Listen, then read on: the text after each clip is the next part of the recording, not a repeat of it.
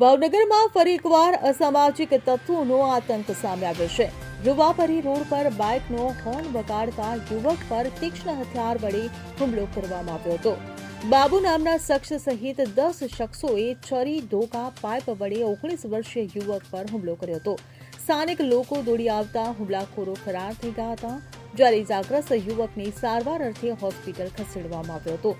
ત્યારે આ સમગ્ર મામલે પોલીસે તપાસ હાથ ધરી હતી। Bureau report CN24 news. હવે જુઓ દેશ દુનિયાની તમામ ખબરો તમારી આંગળીના ટેરવે।